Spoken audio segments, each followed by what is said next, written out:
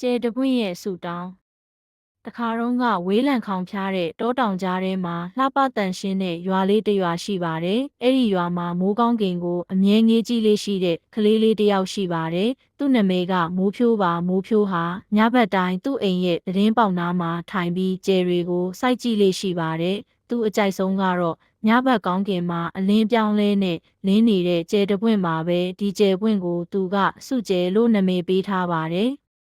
တညမှာတော့မိုးဖြိုးဟာသူ့ရဲ့စုကျဲကိုကြည်ရင်းနဲ့စိတ်ထဲမှာဆူတောင်းတစ်ခုတောင်းမိပါတယ်။စုကျဲရေငါကိုကဘာကြီးရဲ့အဝေးဆုံးနေရာကိုခေါ်သွားနိုင်မဲ့ခရီးတစ်ခုပေးပါလား။ငါလေထဲမှာပြန်တန်းကျင်တဲ့တောင်တွေမြစ်တွေသမုဒ္ဒရာတွေကိုဖြတ်တန်းကျင်နေ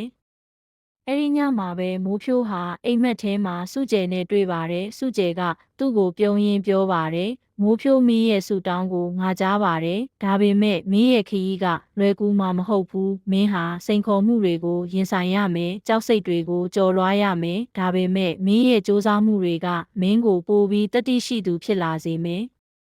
မိုးဖြိုးဟာအိမ်မက်ထဲကနေနိုးလာတဲ့အခါသူ့ရဲ့အိယာဘေးမှာငှက်တောင်လေးတစ်စုံရှိနေပါတယ်။ဒီငှက်တောင်လေးတွေကသူ့ကိုလေထဲမှာပြန်တန်းနိုင်စေမဲ့လျှို့ဝှက်အားတစ်ခုပါပဲ။မိုးဖြိုးဟာငှက်တောင်လေးတွေကိုဝစ်ဆင်ပြီးပထမဆုံးအကြိမ်လေထဲကိုပြန်တန်းကြည့်ပါတယ်။သူဟာတောင်တွေမြစ်တွေသမုဒ္ဒရာတွေကိုဖြတ်တန်းပြီးကဘာကြီးရဲ့အဝေးဆုံးနေရာတွေကိုရောက်ရှိသွားပါတယ်။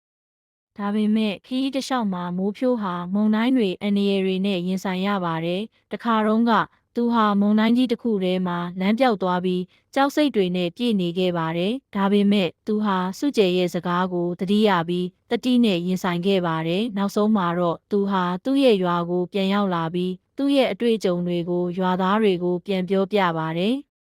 ဒီပုံပြင်လေးကမိုးဖြိုးရဲ့စွန့်စားခန်းတွေနဲ့သူ့ရဲ့တတိကိုဖော်ပြထားပါတယ်။သူဟာကြောက်စိတ်တွေကိုကျော်လွှားပြီးသူ့ရဲ့အိမ်မက်ကိုအကောင့်ထဲဖော်နိုင်ခဲ့ပါတယ်။ဒီပုံပြင်လေးကကလေးတွေကိုတတိရှိဖို့အိမ်မက်တွေကိုလိုက်စားဖို့သင်ခန်းစာပေးပါတယ်။